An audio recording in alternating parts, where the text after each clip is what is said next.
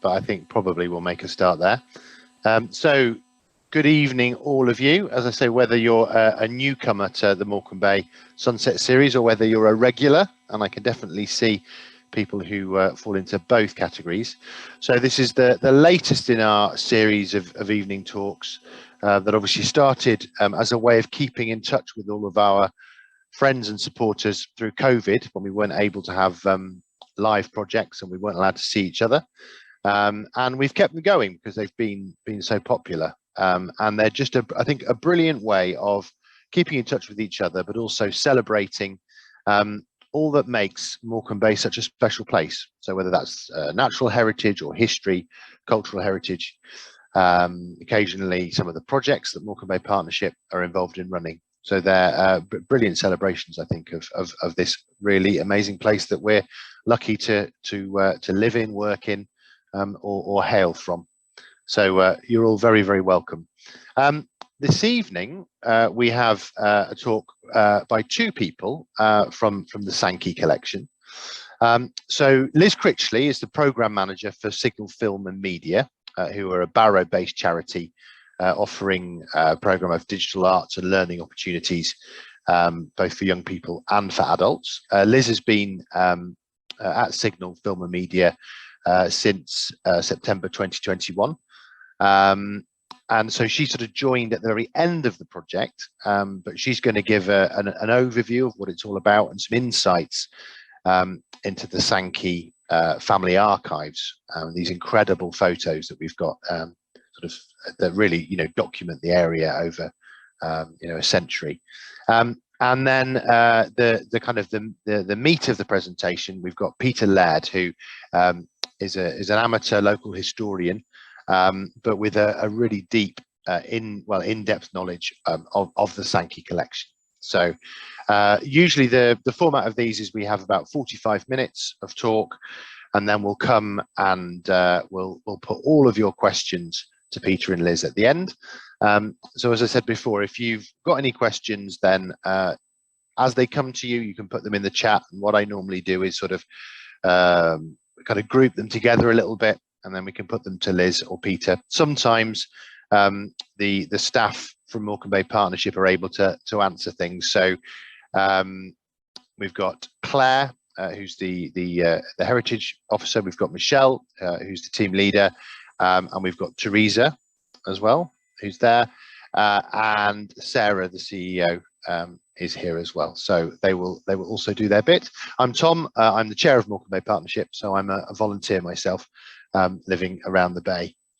I'll say a little bit more about a couple of other things, but I'll do that at the end. I'll just give a bit of a taster for Defending the Docks exhibition that we've got coming up on the 25th of February in Barrow at the Forum.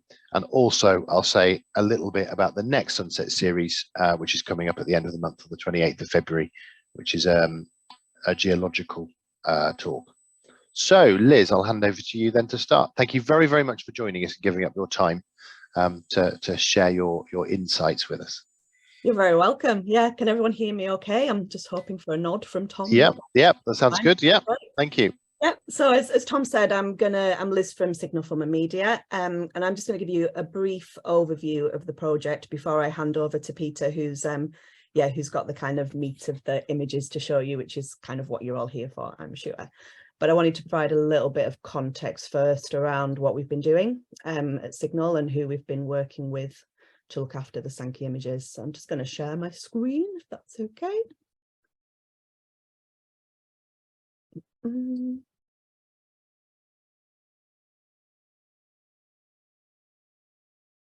everyone see that okay? Yeah. Got a nod. Yeah, that's good. Yeah. Excellent. Okay, so Seeing the North with Sankey was a 3-year project which explored the thousands of images taken by Edmund, Raymond and Eric Sankey, covering approximately 70 years from the early 20th century. So Signal Film and Media partnered with Cumbria Archives, the Sankey family, whose support has been invaluable, and also a number of other organisations, including local historians, local history societies, individuals, schools, you name it. I think they were involved. And really, I think it was amazing for me coming in September 2021 just to see the passion that people had for the Sankey collection, the knowledge as well, and kind of the really in-depth knowledge that people had for some of the images, and just the real passion for the collection. The project aimed really to conserve the collection at first, but also to share it with the local community. And I think that's where Signal really came in, because we use different creative mediums to kind of engage the community. So we were able to use art and poetry and digital photography and really kind of different ways of helping people engage with the collection. Just going to move on. So just a little bit of background. We started the project actually in 2016, which was when our co-director Lauren kind of first set eyes on the sheer size of the collection being cared for by the Sankey family. We kind of, I think I've got here that we've got over 9,000 images taken over a 70-year period, but actually I think it might be slightly more, and I'm sure one of the Sankey volunteers will be able to tell me exactly the number at some point, but I think it's closer to 13,000. That's including postcards, glass plate negatives, albums and catalogues. So after co-director Lauren first set eyes on the sheer size of the collection, the project's potential grew, eventually leading to Signal facilitating the careful transition of all these items over to Cumbria Archives. And then starting with a pilot project that began in 2018, after securing National Lottery heritage, we began to explore the vast and largely untapped collection with members of the local community. Now, some of these images are actually from, I'm pointing with my finger rather than my pointer. Some of these images are actually from our final exhibition, which was called Going Through the Mill, and it explored the Salthouse paper mills. And obviously we blew up some of these images into life-size kind of portraits. And some of the detail was absolutely incredible. The picture of the lady here, this is actually not a Sankey picture, it's from the 1960s, but it was part of the project where people actually brought in photos and memorabilia from the Salthouse mills. And Jean, as you can see, found herself in one of these images. So she's hardly changed at all. So we think she's got a portrait in the attic, actually, because she really has hardly changed at all. But it was really nice to kind of see people really engage with the collection through their memories and, yeah, and through kind of memorabilia as well. The next one. So this is some of the things that we did as part of the project. It's quite vast and I won't bore you with detail, but I just wanted to have a brief look at it. So we sort of relocated the full Sankey collection. We restored and conserved the negatives. Collection was catalogued and digitised. We had an online database, and we also had a full programme of engagement, interpretation and education. We had a publication produced. We also produced a website, which I'm going to come back to, just hold your horses with that one. 2 exhibitions in person, which was The Extraordinary and Everyday at the Dot Museum, and also Going Through the Mill at Cook's Studio, and then several online exhibitions as well, and 4 films produced as well. A lot of this material is available on Signal Film and Media's website. Now, the Sankey website and database, we are in the process of being about to launch this. It's taken a lot longer than we thought. We were hoping to have it launched in the summer, but the sheer size of the collection and the amount of work that we've had to do to actually pull it onto a website to make it accessible for everybody has been, yeah, it's been a lot of work. So currently we are hoping to launch this within the next couple of months, and we're hoping to have a date really, really soon. So anybody that's waiting out there to get their hands on the collection and have a look, we're really working hard to get that out to you, and we will have a date really soon. Shall we carry on?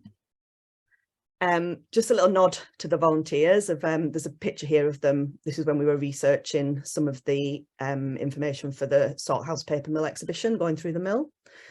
The volunteers have really been the driving force behind the cataloguing research and the wider sharing of the Sankey collection since 2019. We had 60 original sign-ups, and a core group of 20 have spent thousands of hours collating the various documents, postcards, books and photographic negatives into an accessible and searchable database. And I kind of say now that they can spot a Sankey from 10 paces, but I haven't actually tried to prove that yet, but I will one day. They've put together 7 online exhibitions, and they've also co-curated the Dot Museum show, The Sankey's Extraordinary and Everyday, and going through the mill in 2022. And they produced a calendar as well, containing many images, and raised over £300 for the British Heart Foundation.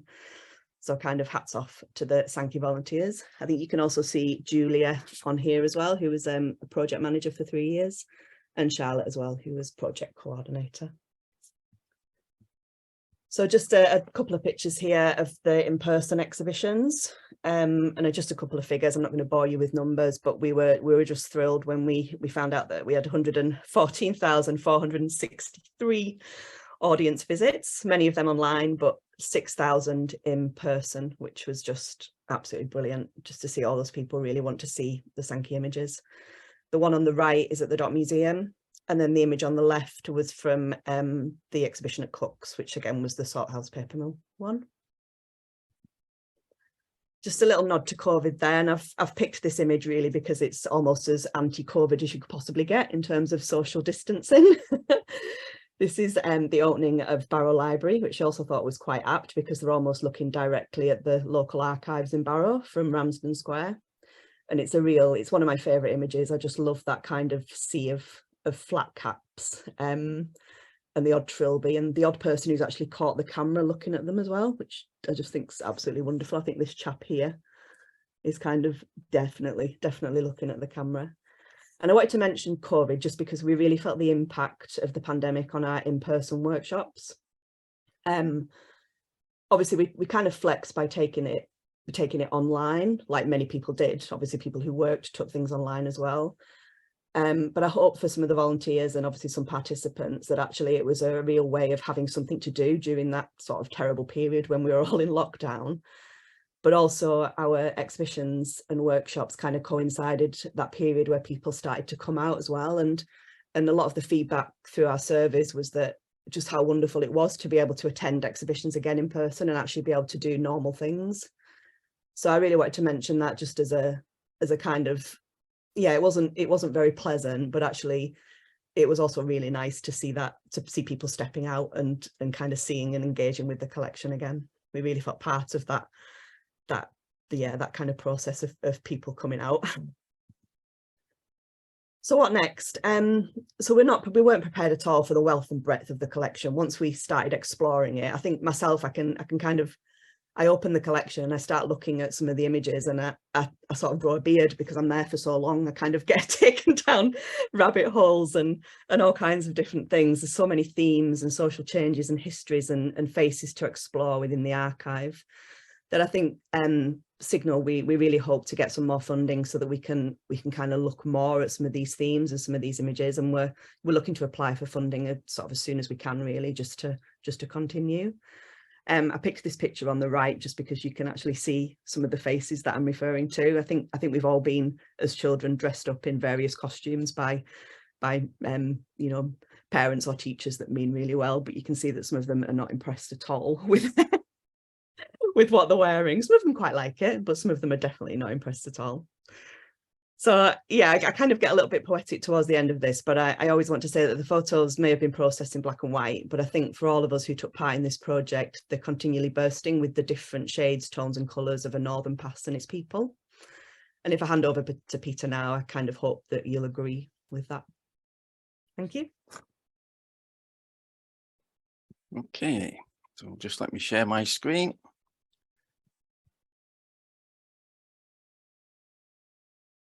You all see the real photo postcards?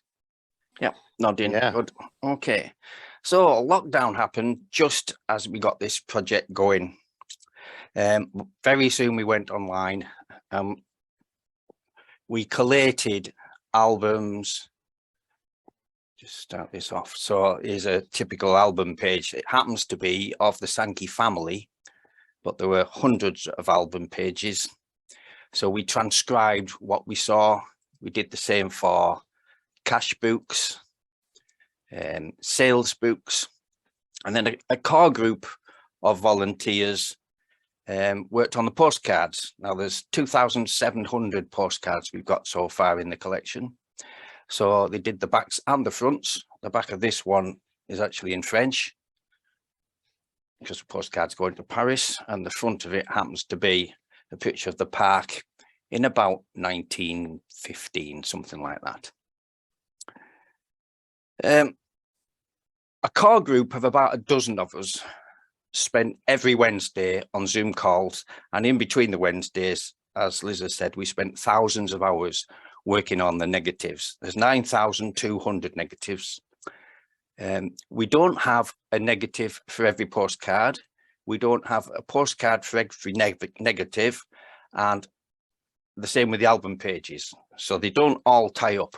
So in total, there are around 13,000 images. So some we've got 3 times, some we've got twice, and some we've only got once. So to take you through some of the more interesting images, in May 1909, Vickers signed a contract with the government to build a dirigible. It was to be called HMA number 1, Her Majesty's Airship number 1. It's also called R1, but the locals called it the Mayfly. In August 1909, Vickers, Sons and Maxims leased Cavendish Dock. So this is a picture from the side of Cavendish Dock, and that's the airship shed that they're building. And you'll notice that one half of the shed is on land and the other half is in the dock. So they had some trouble putting the pilings in the dock, so it was delayed slightly, but in any event, it got built. And then in February 1910, the crew training began. And in May 1911, this is the 22nd of May 1911, this is the Mayfly coming out of its shed for the first time. And if you notice, along the bottom here is a keel. So it came out. Here's a picture of it coming out. What's interesting about this picture, however, is the size of the camera on the left. So this is the sort of camera that the Sankeys used. So bear that in mind when you see where they took photographs from as we go through this collection. So again, this is the 22nd of May 1911, and here's the airship coming out of the shed. And it spent the night in the middle of the dock. And just from that little experiment, they realized that it was too heavy. They had to lose about 3 tons in weight. So just before I move on slightly, the airship came out at 5:30 in the morning, and this is the crowd that was stood watching. And you will notice not one person hasn't got a hat on. Every single person that I've zoomed right into that picture, every single person is wearing a hat. And it's May, so it shouldn't be that cold. On September the 24th, 1911, the Mayfly again came out. You may or may not be able to see, but up here is a new electrical winch that they put on the top to help bring it out of the shed. And the keel is gone. So to lose the weight, they lost the keel. And one of the other things they did was they moved the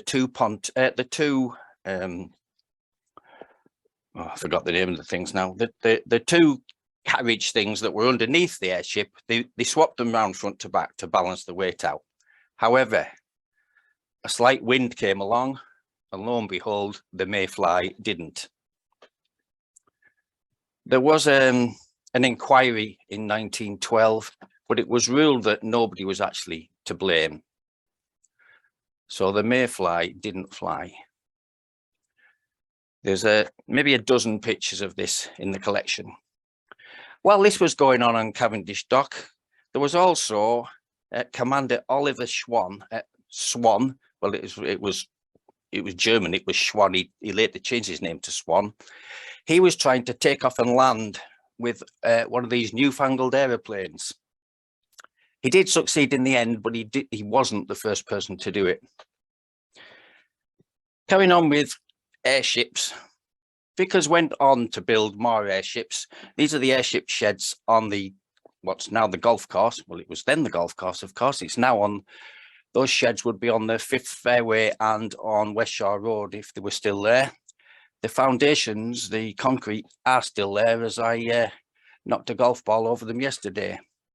So they carried on and they built some more airships, and these were more successful. They did fly, but they were never ever used for the purpose for which they were intended. So this is one of the, I keep wanting to say pontoons, I forget the name of the things now. Gondolas, they're called gondolas. This is one of the gondolas under the R80, and here's the R80 coming out of the shed. And if you look very closely, you'll see some person is right on the top. So the R80 did fly, but it was actually a waste of money. So because the Sankeys were based in Barrow, a lot of the photographs are Barrow-centric.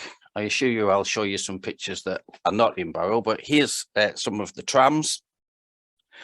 Barrow in Furness Tramway Company was owned by the corporation, and it started on the 11th of July 1885, and then the first electric one ran in February 1904, and the trams ran until April 1932. So here they are at the town hall. Now then, this is interesting for two reasons. One is the name of the pub should be the Crow Nest Hotel, not the Crow's Nest Hotel, which is what it's currently called. And it was called the Crow Nest Hotel because it was built on Crow Nest Point on Barrow Island. The other interesting thing about this image is the tram. The tram is on Ferry Road. Now, it was on Ferry Road until the bridge was built. And then the bridge opened in 1908, but in 1911, they moved the trams to the other side of the road, to Bridge Road. Barrow started off as a very small village, and within no time at all, 30 or 40 years, there were 70,000 people living here. But because of that, we struggled to find somewhere for people to live. All sorts of things were found, were tried. One was Vickers bought the old liner called the Alaska in 1899. They put a few hundred people in there. There were lots of huts on Barrow Island. They were notorious for being unsanitary. Most of them were condemned in the 1880s. But these tenements were built in let me just find my date, in the 1870s. And they were built by the Barrow Shipbuilding Company to house the local shipyard workers. You'll see a tiny bit of washing on there. Most portrayals of Barrow show a lot more washing, like that. I showed this picture to my wife and all she went was, oh, look, a quilt. So there we are. Yeah, there's also a gentleman here with a brush and shovel. Now we've got quite a few. The Sankeys took photographs from about 1900 to about 1970. And here's an early image at Cavendish Square. This building in the centre, I remember it from my youth, is a taxi rank, and the taxis are all horses and carriages. So a very early image. Northwestern Drugstore eventually moved to Dalton Road. I used to get my first photographs developed there in the 1970s. So we moved from there to the Strand. The Strand was a very busy part of Barrow, being right next to the docks.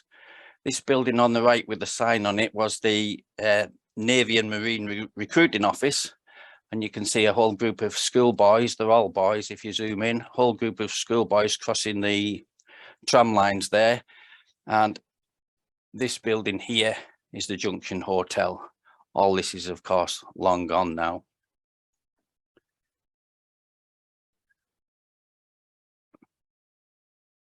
Here we have a picture at Harcourt. We've got 2 or 3 pictures of old Harcourt. So this is looking from the end of Cliff Lane. There's quite a lot of pictures with children in, and in most cases, the children are staring at the camera to see what's going on, even though photography had been around for 40, 50 years. And here we have a picture looking in the opposite direction with the King's Hotel on the right hand side.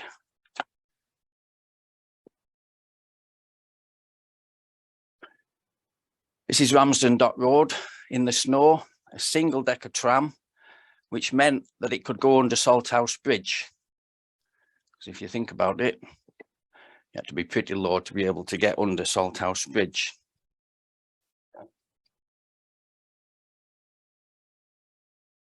Majestic Hotel, still there. It's now grade 2 listed. It was built in 1904. But if I zoom in slightly, on the right-hand side here, this was the fire station until the fire station on Abbey Road was opened in about 1912.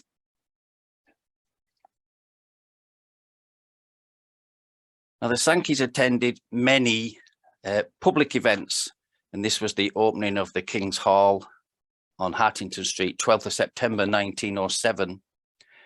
There are one or two people without hats on this picture.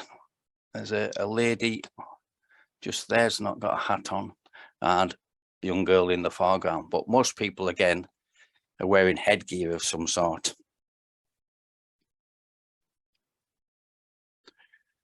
Another set of tenements in Barrow. This was the Scotch buildings, which are on the triangle between Duke Street, Blake Street and Hinepool Road. And just behind you can see the chimneys of the steelworks. So most of the people that lived in these tenements were steel workers. And the thing that you see in the centre there is a midden. It was a communal midden.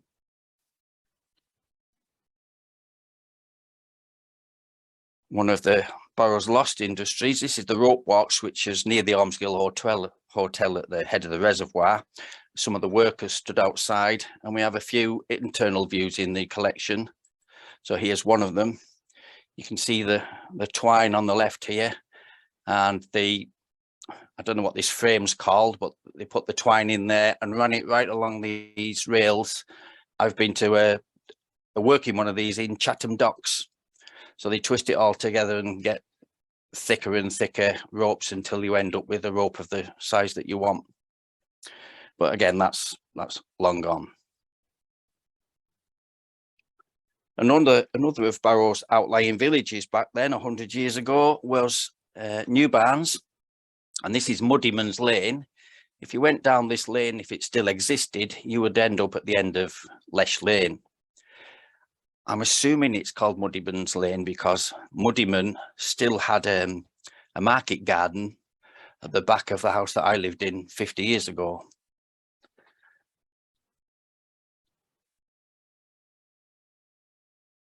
So we've got quite a few pictures of Barrovians curling. Here they are on Ormsgill Reservoir with the cemetery in the background there. So obviously a real winter where things froze, and we've got a similar picture on Thwaite Flat. This one always reminds me of a Lowry painting. In the background on this one is the head of one of the iron mines.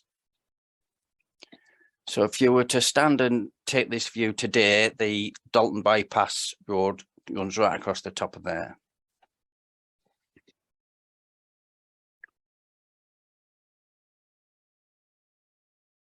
So in the days when people didn't often travel very far, the local amenities were well attended, and here we have a large crowd at Furness Abbey, probably dated somewhere around 1915, something like that, I would have thought.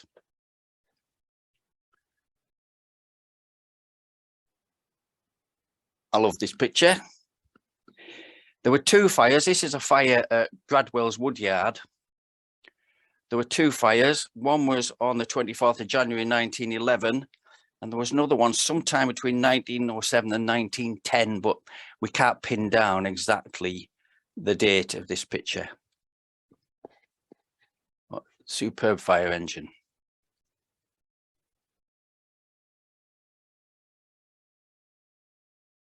So next we come to Ormsgill Quarry.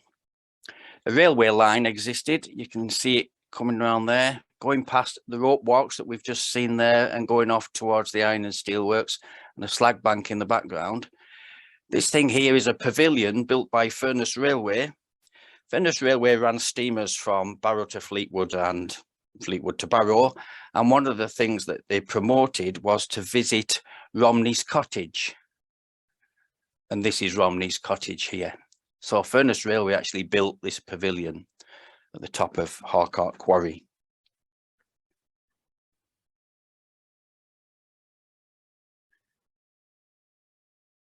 When we were going through these negatives, 9,000 of them, what we tried to do was answer the 5 W's: who, what, why, where, and when. Now, there's no who to answer. We know what it is. It's Barrow Park. And to date it, Barrow Park started being built in about 1908. If you zoom into the background here, you'll see there's just one half of the lake which tells me that it's sometime before 1924, because the other half of the lake, which is now here, was built in 1924. So this is sometime between 1908 and 1924. And if you see not much has been developed, I would put it earlier in that period. We got quite a lot of pictures of Barrow Park, and it's variously titled Barrow Park, Rysdale Park. This one, I think, has appeared on Facebook once or twice. The Sankeys photoed celebrity visits, and here we have a young Winston Churchill with his cigar, disembarking from the Enchantress. He was on a tour right round England. This is September 1913. It was the second time he'd been to Barrow in 15 months. He went to the shipyard mainly. So as I said earlier, Walney Bridge was opened 30th of July 1908, but it wasn't until 1911 that the trams ran to Bigger Bank. And we've got a whole series of photographs showing the trams decorated at the town hall and showing them as here at Bigger Bank with all the bigwigs posing for the photographs. And there was tents set up and amusements there for Joe Public. Now, Oakley was one of Schneider's houses. Schneider was the local ironmaster. Now, he lived in there till he died in the 1887, or I say it's one of his houses. So it was left empty from 1887, but on the 9th of May 1913, it burnt down, and lying on the ground was lots of suffragette literature. So it's always been assumed and never been denied that it was burnt down by the suffragettes, but it's never been proven neither. And another Barrow picture, if you didn't know, you would never be able to work out where this is, but it's actually looking down Hollow Lane towards the farmers from the strawberry would be on the right of the photographer now. And then just to show that the Sankeys took photographs a bit later in time, here we are about 1965. We bought our first pram in that shop on the right, the pram shop. And then some well-known shops on the left, a co-op. We've got many, many pictures with the co-op in the background. Trustee Savings Bank, Pass's famous Barrow shop with the sign on the side that says, "Get it from Pass's," from a pin to a piano. And they sold exactly that, from the smallest possible thing to the size of a piano. Lesh Lane, so these houses were built in the early 50s. Again, this photograph was taken probably mid-60s. And Friars Lane, and lo and behold, another co-op on the right here, and the Friars Hotel, which is, again, is long gone.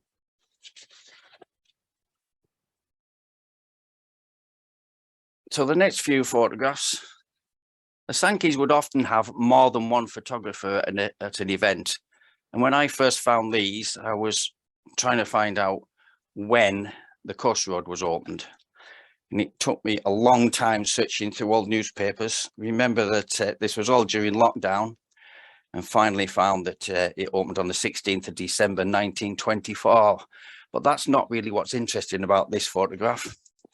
If you look on the left here, you'll see a photographer, with his box of glass plate negatives. And you'll see there Colonel Brassey, who's about to cut the ribbon to open the Coast Road.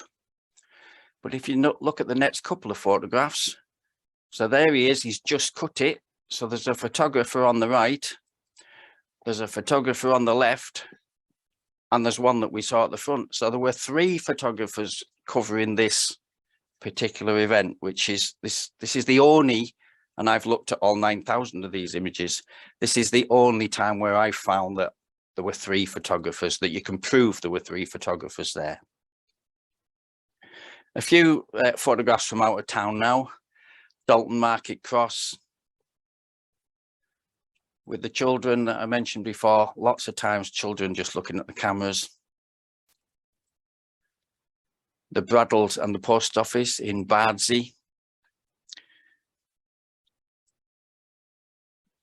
Crown Hotel at Grange after a fire. This was 12th of October 1908. Well, the fire was. This is actually a day or two later. Ulverston, looking towards, looking down Princes Street.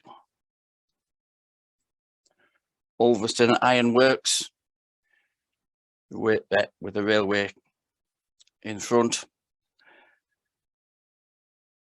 New Street at Broughton with an old lady looking out of the cottage on the left there.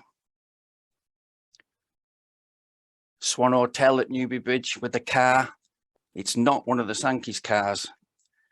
During our investigations of all these photographs, we managed to find 9 cars that belong to the Sankeys so far, but I think I've only got up to about 1937 or something like that, so there's probably many more that we haven't quite sussed yet. Main Street at Fluteborough.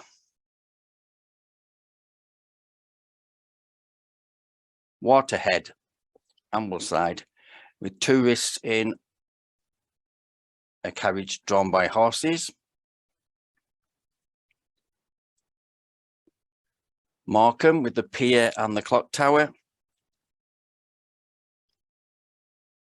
Town Hall, oops, jumped one. Carlisle Town Hall.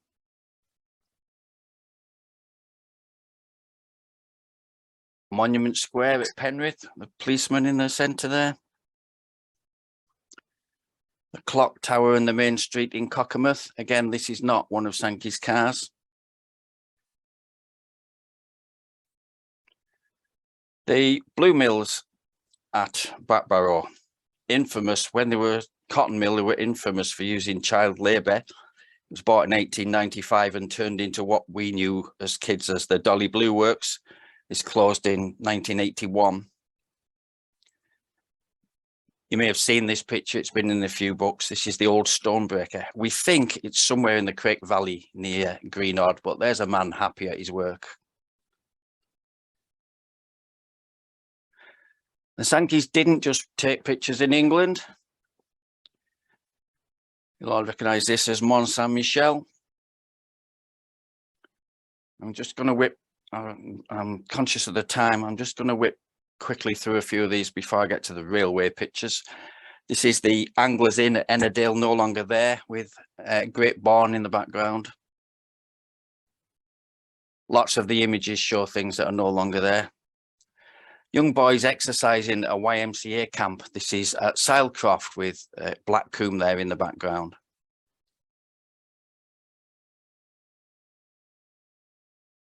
A series of 3 images here that show that Sankey's tried photoshopping before Photoshop. So here's a shepherd with his dog and his sheep. This is at the Green in Eskdale. And there we have an image at the side of Waswater. So this is New Barrow, Great Gable, Lingmel, with an empty road. And lo and behold, the Sankeys went and put the sheep on the road. Made a pretty poor job of it. I could do better in about 30 seconds on Photoshop nowadays, but for its time, it was probably all right. We've got lots of railway pictures. If you do a search for rail, brings up 364 items, and that's just in the titles of the negatives. If you do a search for station, you get 582 images. So I'm just going to whip through some railway photographs. So this is goods yard at Barrow. These buildings still exist. They're now by the mini roundabout at Tesco. Barrow Station before Hitler had a go at it, with Copper Knob in its glass cage. So there it is in its glass cage, and there it is coming out of its glass cage. This one's titled The New Bridge. I've forgotten to look up the date, but this is the Buccleuch Bridge. And just to get an idea of scale, there's some people in the foreground. Just whip through a few stations. So here's Askham Station with the train going out. This is Askham with the train coming the other way, showing the different classes of carriages. Coupling competitions, if you read the railway magazines from the beginning of the last century, they list who won these coupling competitions of the railway wagons. Lindell Station, no longer there, of course. Lakeside Station, unfortunately this negative is scratched and we don't have the postcard. This one's titled First Class Carriage Detail. Unfortunately, there's not a lot of detail. The only detail I can see is the leather in the door there. Ramsden Dock Station, you can see the two signs for Fleetwood and Douglas, the Isle of Man. We've got quite a few pictures of Furness Railway staff posing at Ramsden Dock Station. This is Haverthwaite Station, so it's the end of the Lakeside and Haverthwaite tourist line now. There's a rail crash in Millham. This is 21st of February 1913, and the signal box here has been demolished.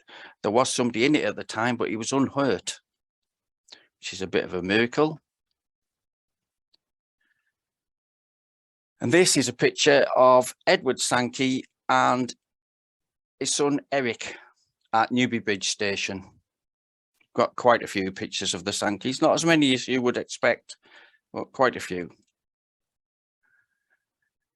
Ulverston Station, that's engine number 78, for anybody that's interested.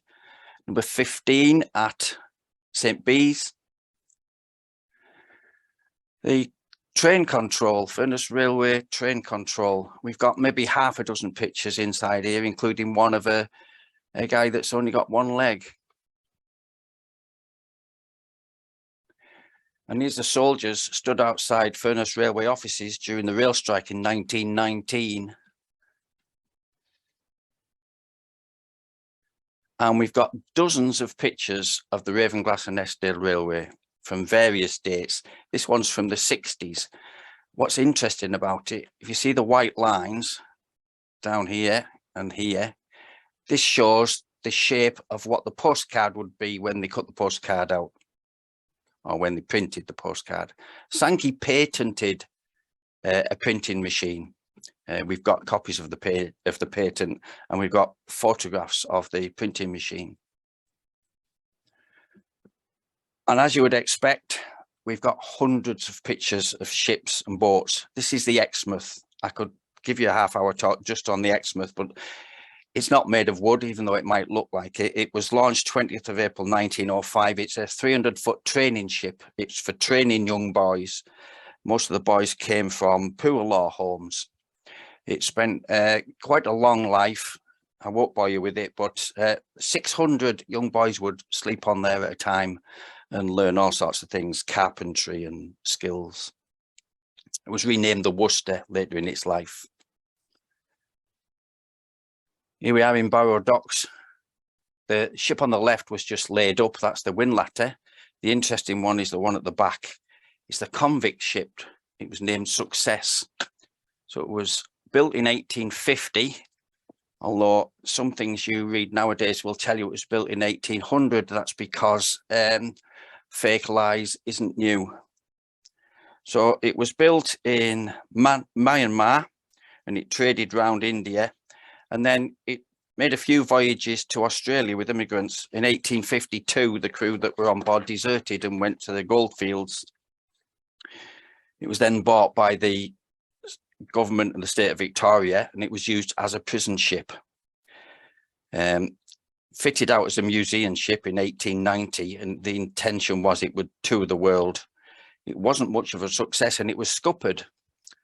But later on, a second group of investors refloated it and set off again. And it spent, from 1895, it spent 17 years being towed around ports to show people the horrors of prison ships. Here it is in 1908 in the Barrow Docks. Now, this is the launch of the Japanese battle cruiser, Congo. This is 18th of May, 1912. We've got dozens and dozens of pictures of launches. The interesting thing about this is this thing here and all the confetti. It's like a piñata and all the confetti-like stuff that's falling out of it at the launch. The Duke of Connaught, it was the second largest floating dock in the world at the time. July 1912, it was launched in 3 different pieces and then put together. And here it is setting off across the Atlantic with the Dutch tugs, the Swartsea and the Roodsea. It took 2 months to get it across the Atlantic to Canada, where it was going. We've got quite a lot of pictures of HMS Princess Royal. Here it is in Buccleuch Dock. Now, the Sankeys were quite astute. As I mentioned earlier, the Furness Railway ran steamer trips to and from Fleetwood. This is at Fleetwood. This is the crowd waiting to get on the ships. But one of the things that the Sankeys did was they would take photographs on one way. While the passengers were ashore, they would develop and print those photographs, and then they would sell them on the way back. Then they would scrape all the emulsion off the glass plates, recoat them, and use them again next time. But because of that, we've got no negatives of these pictures. But what we do have, I'll have to zoom into this, is quite a few of the postcards. So this is Barrow to Fleetwood, May the 16th, 1910. So we've got quite a lot of the postcards, none of the negatives. So here's, and as well as steamers, they use the tugs. This is the tug Walney. There are some famous pictures with about 4 times as many people as that on them. They look like they'd keel over at any time.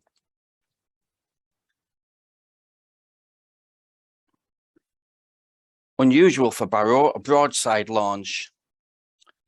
So these ships were originally built for the Brazilian Navy, and they were going to be gunboats for working on the Amazon. But Brazil didn't cough up the money. So to prevent them going to Germany, this is 1913, the British government bought them. So they were then named HMS Humber, Severn and Mersey. Barrow famous for his submarines. We've got dozens and dozens of photographs of submarines, but this one of the earlier ones, this is Holland 2.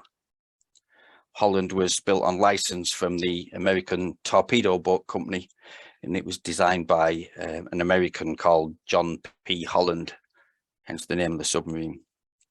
Wouldn't have liked to have been on board one of them. And the Sankeys got everywhere.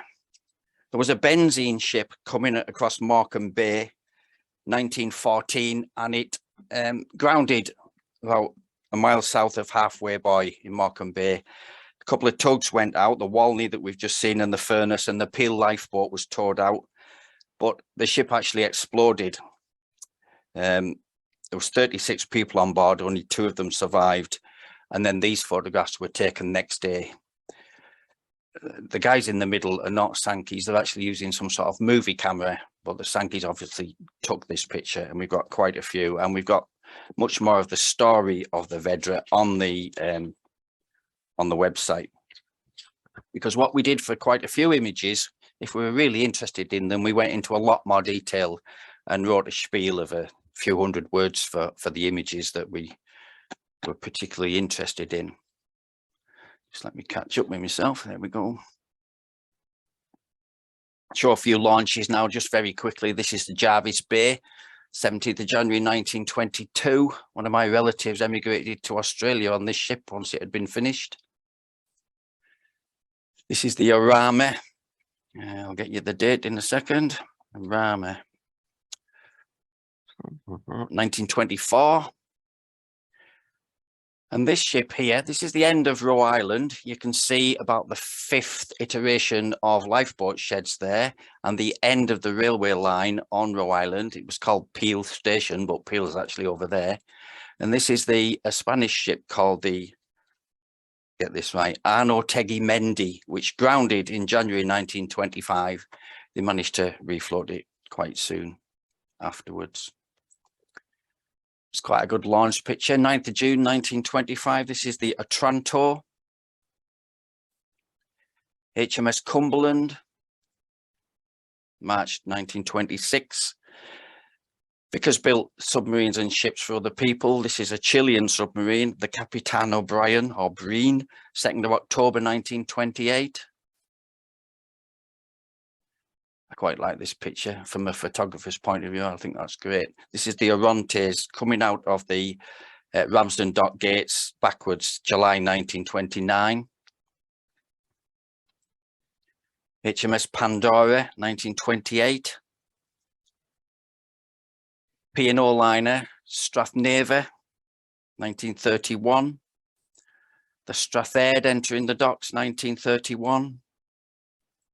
And the Orcades, again, you see a photographer with his glass plates. This is a famous incident, the Oronte, launched in 1950. In October 1950, there was a massive fire in number 2 hold, insulating materials and cork caught fire, and they put that much water into it that it listed, as you see there. It was quite a decent fire, but in spite of all that, the completion was only delayed by about 8 weeks. Right, I'm conscious of the time. I'll just mention this. This is the Midland Hotel, originally called a Northwestern Hotel, built in 1847, designed by Paley and Austin for the Little Northwestern Railway. It changed its name to the Midland in 1871, and it was demolished in 1932 to be replaced by the current Midland Hotel. So how are we doing for time? Do you want to do 5 more minutes, Peter? Yeah, quite happy to do 5 and then more minutes. That'll take us to 8 o'clock, and then we'll have questions then. Okie doke. So Blackpool wasn't the only place to have a tower. A bit smaller. This was the Morecambe Tower Company was formed 1898. They wanted to build a 232-foot tower. In the event, it didn't reach its planned height. They had problems with all sorts of things: sandy soil, lack of money, and eventually the steel was needed. So it was opened in Easter 1912, but it was dismantled during World War I.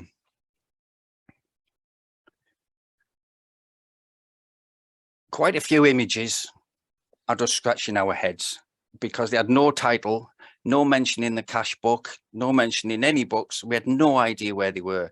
It took quite a while to pin this one down, but it's actually Mount View on Crimewell Lane in Heysham. And we only found it because we've got a picture of the side view from over here somewhere, a later picture. Tank engine number 21 crossing the viaduct at Greenodd. Bathing in the sea at Bear. Wouldn't like to do that today. And the Sankeys were quite brave with the cars. So this is the first Sankey car that we found. It's a 11.9 horsepower bullnose Morris Cowley, registered in 1926. But here he is on the sand at Humphrey Head. I wouldn't drive on the sand at Humphrey Head. We've got a picture here of we think it's the opening of the Grange Baths, because there's quite a few in the series of photographs. This is 18th of August, 1932. And I'm just going to whip through a couple of pictures. Right. So this is Lord's Rake on the way up to Scafell. Now, bearing in mind the size of the cameras and the glass plates that I showed you before, somebody has had to cart all that to take this picture. And this one, Ashness Bridge, that is Sankey's car. Every man and his dog takes this picture nowadays, including me. This one's quite interesting. At first glance, it's just Burke's Bridge in the Duddon Valley. But when you zoom in, 2 photographers, a camera, and a box of glass plates.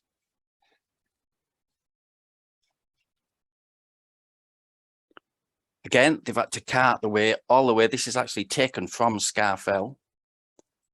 And another one here from Great Gable. Nowadays, you carry something this size and take pictures.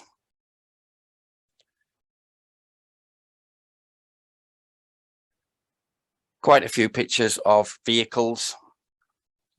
This is, as it says, Furness Railway Company parcel van, pictured in St George's Square.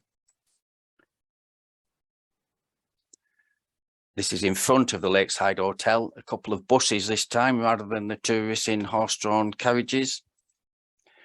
The Sankeys going down Kirkstone Pass, Brothers Water in the distance. bear in mind, this was 11.9 horsepower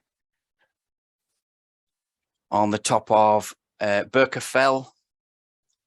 Again, I've put this in. This is Birkefell as well. Look at the size of that camera. It's enormous.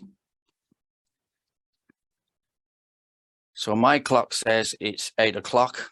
I'll just leave us with that one. There were, on Bigger Bank, they used to run time trials, motorbike time trials. There's a few interesting things on here. There's the cars, there's the motorbikes, there's the waiting room for the trams. And this little palisade fence here was around the putting green. There was a putting green on there, which caused quite a bit of controversy at the time. So I'll leave that there. And Tom, we can go to questions. Yeah, thank you very much, Peter. That's amazing. Well, we'll start, before I say anything else, with a round of applause. So you might not be able to see it all, but if we do this, it kind of works sometimes. Thank you very much. That was absolutely brilliant. And I get the feeling that there's obviously like a lot more. You know, you could clearly have talked for hours on it. And I think hopefully we'll do some questions, but if either you or Liz could maybe remind us a little bit about the website timing, and maybe how many of these images will be available on the website. Maybe that's a good place to start. Well, can you see the website? Yeah. Right. Yeah. So I'll quickly take you through it. This is the test website. I hope you can't see the address. And in the website, if we come to the collection, there's lots of different search options. But if I just search for, I don't know, bridge, for example, 1145 results. Now, that doesn't mean there's 1145 bridges on there. It means bridges mentioned in the write-up or the title of 1145 pages. So every one of the negatives, every one of the postcards and the albums will be available to search through on this website. And you'll be able to search by, if I just bring it back to bridge, but if I go into advanced, and I don't know, if I put horse or something and then search, we find 10 pictures that mention bridge and that have got horses on them. So you'll be able to search using keywords, and they're the normal keywords that are used in most archives, because we tried to follow the national guidelines. So yes, you'll be able to answer your question, you'll be able to look at all of them. Yeah, amazing. Yep. It's not a question, but Julia Gillen has posted a message. She says, that was all fascinating, thank you. She just wanted to mention that if anyone is interested in exploring more Edwardian postcards, then we have an open access collection online at Lancaster University, which is the Lancaster Digital Collections. They've been transcribed and they've got all the addresses in the census and everything sort of linked to those. So if this is kind of whetted your appetite for more online browsing, then it certainly looks like that's another good place to go. Thank you very much for sharing that, Julia. I've got a few questions for you both, Peter and Liz, just about some of the sort of like the practicalities, really, I guess, of how you've done what you've done, how you've built the archive, and also a little bit more about the Sankeys themselves. So the first one was one I was going to ask, actually, so I was glad when I saw it posted. So Michelle would be interested to know if they were always working in a professional or commercial capacity, e.g., you know, like the airship photos and things, or are there any where they were working as amateurs, or maybe a little bit like that photoshopping one of the sheep, where they were just kind of messing around and experimenting? No, it was the job. There is a whole section on the Sankeys on the website. They had 3 shops. They were in 2 different places on Duke Street, and they had another shop in the Coliseum buildings. And they sold, well, if I stop sharing and you look at my background, the background on my picture is the Sankey shop, one of the Sankey shops on Duke Street. So they sold pens and postcard and films and cameras. But yes, they were commercial. Originally just Raymond Sankey. So all the pictures up to about 1920, sorry, Edward, all the pictures up to about 1920, I'm doing this off the top of my head, it could be 1924, are Edward. And after that, we don't know, because they're Edward and Raymond. I said earlier that they patented a printing machine, and that's because they could run off something like, again, it's off the top of my head, it's either 500 or 1,000 a day. And they also did, you'll find some photographs and they'll have the name Tuck on them, but we've got the Sankey negatives to prove that Sankey actually took the photographs. They also took photographs for the likes of Vickers. Now we have the photographs, but we don't have the negatives. So we think Vickers kept the negatives for those photographs, and we got quite a lot of them. I was going to show some, but I ran out of time. So yes, they were commercial. Yeah. Okay. Thank you. So Dennis asks, who holds the copyright to the pictures now? Right. And do you ever get requests? Well, I think you indicated that you do get requests sometimes for them to be included in other people's collections and publications. Yeah. Do you want to answer, Liz, or should I answer? Yeah, that's fine. I can answer one. It's fine. Yeah, Cumbria Archives own the copyright. But it is on a Commons license. So you will be able to access the collection and share kind of personally. But if you were wanting to publish anything, you would need permission from Cumbria Archives. Yeah. And would Cumbria Archives sell that as an income generator to help to maintain it? I guess it depends what it's for. Really. Yeah. I mean, it depends entirely what it's for. It's kind of up to them and the process, really. But yeah, I mean, it's just a fabulous collection. I can't wait until we can actually share it. It won't be long, I promise. Yeah, no, it's great. Thank you. So one probably for you, Peter, this one.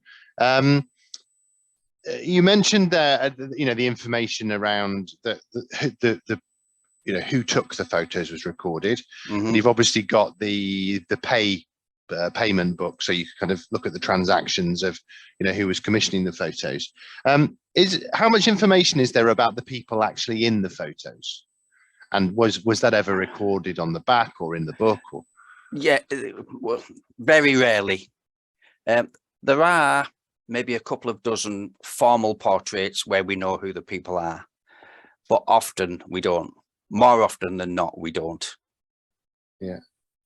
I think the ones particularly in the first half of your talk where, like you said, that the people are looking at the camera, it's amazing, isn't it, how much life was sort of accidentally captured, and the human stories and things, and I guess a lot of those people and who they were and how they relate to people who are still alive will be lost, so unless you happen to see one and recognize a family member from, I don't know, a family collection that you have, it's it's amazing. It's something really kind of quite like it kind of makes your hairs stand up, doesn't it? It's incredible seeing those photos.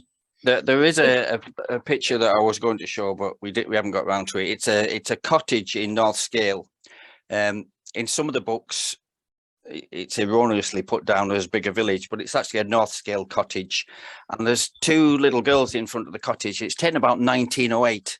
And one of our volunteers did the research and found out exactly who the two little girls are, and that they emigrated to, where did they go? Brisbane on the 2nd of February 1921 on the SS Themistocles, and they were called Mary and Elizabeth Savage.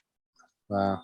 Now that's just by going through who lived there and then going through archive material and census material. And for a lot of photographs, you might spend 2 or 3 hours just trying to find out where it is. And that, like I said, the 5 W's, if you then want to know who it is and what it is and the date. And the other thing is, for me anyway, so I spent 2 years doing this, thousands and thousands of hours, and I researched probably personally 2,500 to 3,000 of these images. But I'd start off down one track and I'd end up over here somewhere because it's just a big rabbit hole. I think you're right though, Tom. I think also for those kind of faces in the images, to me, are particularly fascinating. And I know when we did the paper mill exhibition, and I think Peter will agree, when we had people coming in sort of wanting to find themselves in the collection, in the images, it was a real pleasure to see people, you know, coming in and really quite emotional sometimes when they did find themselves or spot something new. It was wonderful. I think it was Sarah posted a comment that, of course, a lot of people wouldn't have had cameras. So in some cases, it might be the only image of people's childhoods or whatever that's been captured, even if it was accidental. It's really, really incredible. I can see how powerful that would be if you came across one of those images. Oh, thank you very much. Yeah. So there's the two girls that we know who they are and where they went. Yeah. Amazing. Thank you. The next one, you kind of answered this question, and certainly we saw the really huge camera that was on top of the car. But certainly when you're looking at the ones where they were kind of carrying them up Great Gable and Scarfell Pike and things, I mean, how heavy were the cameras? And they were literally just carrying them on their backs, on their shoulders. Yeah, they were glass plate. I would say of the 9,000 odd negatives, 8,500 are glass plates. So they were taken on the big mahogany and brass cameras with a box of glass plates in your hand. Yeah. Amazing. And did they had servants, did they, to carry them as well? Were they like teams of people, or were they carrying them themselves? Not that I know of, no. Well. Yeah, amazing. Thank you. So this is actually a question I had, and I don't know whether anyone's able to answer it, but you might even, I know, Claire or anyone, I'll ask you, or Dennis, who's obviously very, very knowledgeable as well around all this subject and the kind of social history of it. I was really struck by the hats, and I don't know very much about it really, but so it's kind of a question in two parts. So why did everybody wear hats, and then why do now people not wear hats? So what's the story there, and when did it start changing? Because I think you indicated that it was maybe starting to change before the Second World War. Yeah, I think the type of hats people wore as well was quite important. It kind of denoted your class as well, and kind of where you worked. Peter might be able to answer more though. Yeah. No, just what you've said. I mean, I don't know why, unless it was fashion, but I don't know if you can see that image. This is the image at the...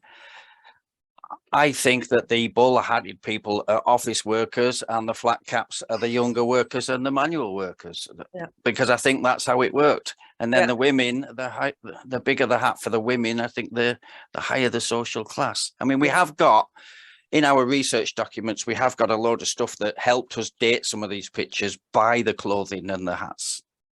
But I'd have to go through it all again to answer your question.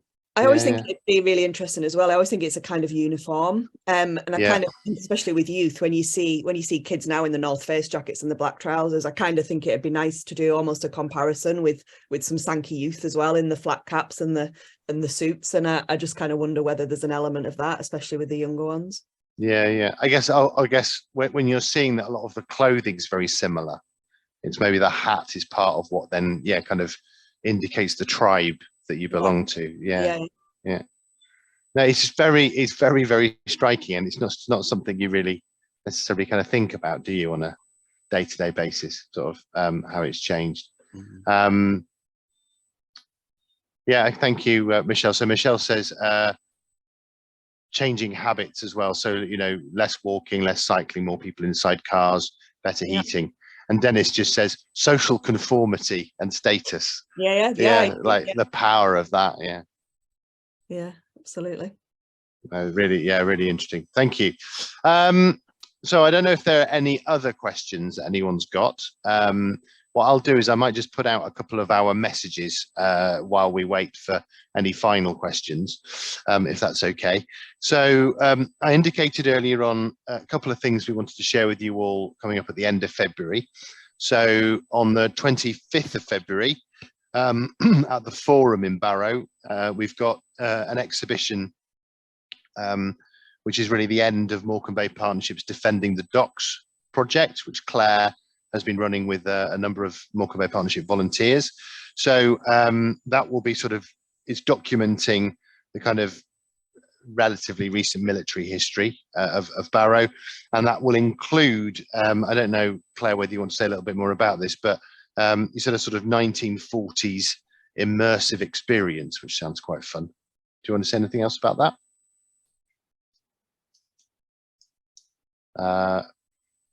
Well, we're waiting for, there you are.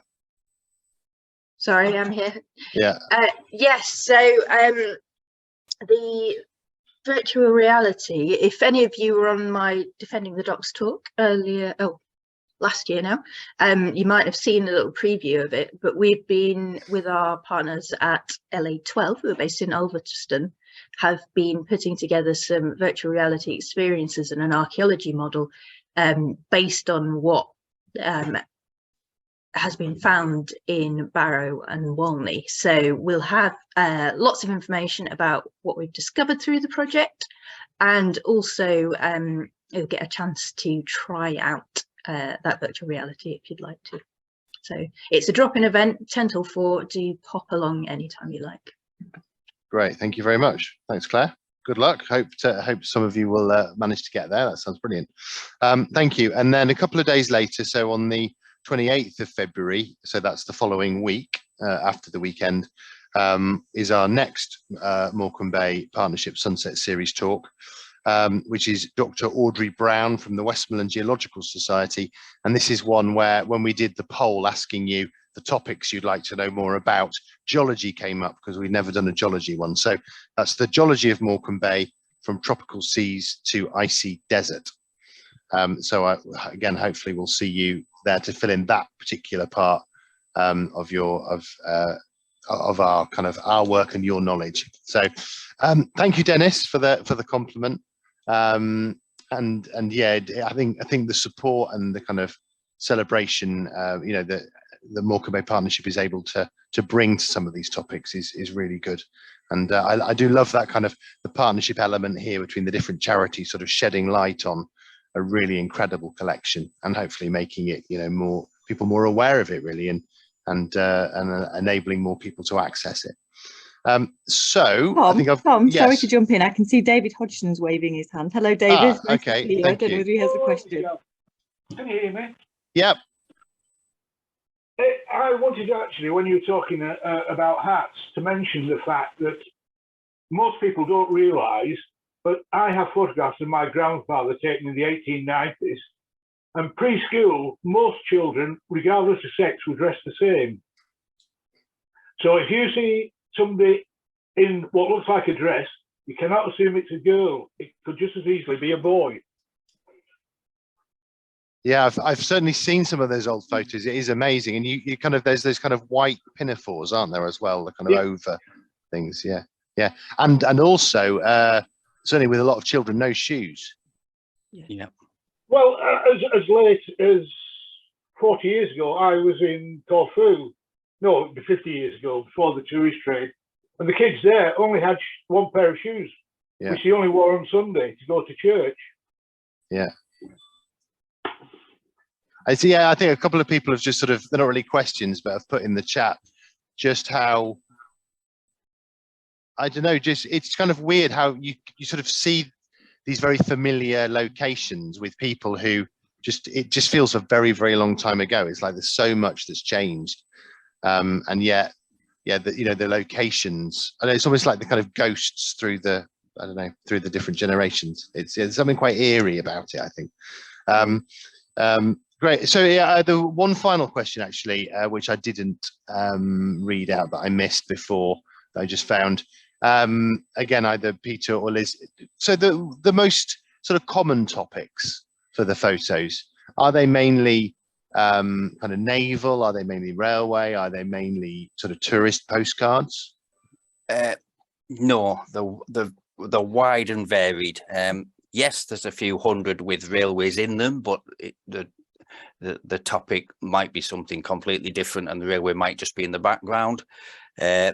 Yes, there's a few hundred that are touristy type photographs, but in 9,500 they've covered, you know, everything that you can think of. Yeah, I think that's part of the kind of, that's why we want to kind of continue working with the collection, just because the themes are so vast that I think you could pick anything, like from childhood to women to kind of, you know, submarines to airships. You could just pick a whole series of themes and really explore them in depth. So and do exhibitions around those themes. And totally, and it's why you get lost. It's why, honestly, every time I go in for 10 minutes, 2 hours later, I've kind of, don't know, ended up somewhere completely different.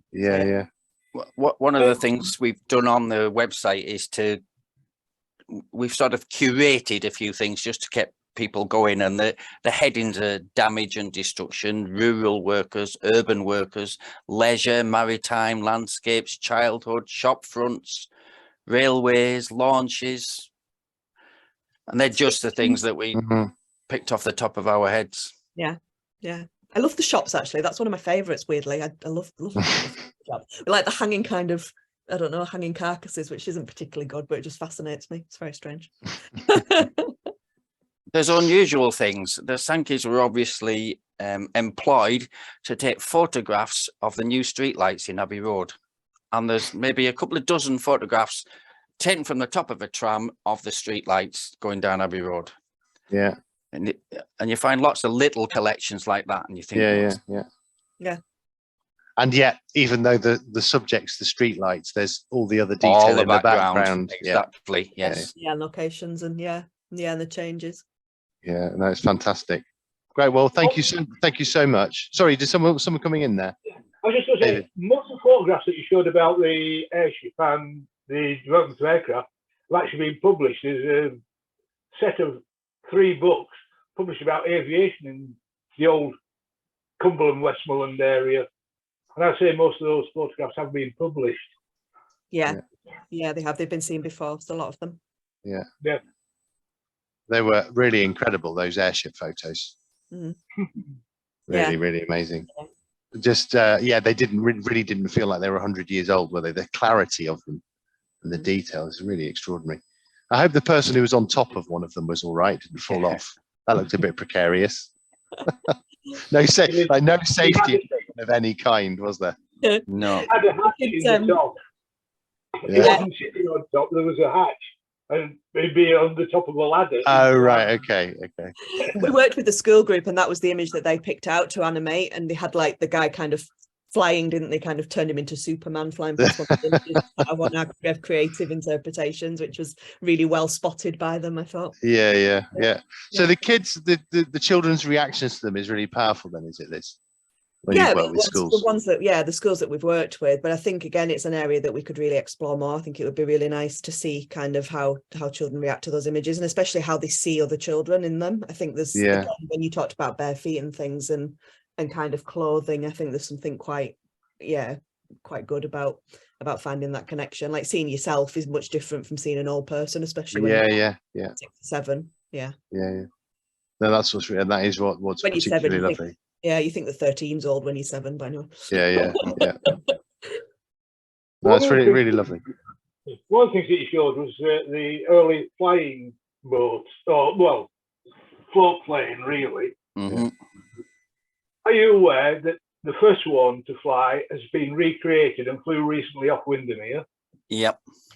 Yeah. Amazing. And are any of these photos useful at kind of rebuilding them, so that people understand what the design was, or are they working off original plans? Do you know, David? Oh, sorry. The aircraft, apart from the engine, is an exact copy of the original Waterbird, which was the first plane to fly off water in this country. And it was developed by people who lived in Windermere. Yeah, okay. Right, thank you. So I think it's gone past 8:20 now, so I think all that remains is just to thank Liz and Peter very, very much, both for your presentation this evening, but also all the work you're putting in behind the scenes, bringing this archive to life and bringing it to the attention of the public and all of us. So I hope everyone who's attending this can spread the word and tell people about it, and hopefully we can get lots of traffic on your website. And to future exhibitions and projects, and obviously continue working with us at Morecambe Bay Partnership too. So yeah, we will. Thank you very much. As soon as it's released, we'll let Yeah. you know how to share as well. Yeah. Thank you very much. We can get it on our website too. Thank you. Thanks, guys. Thanks. Cheers. Take care. Bye-bye. Bye.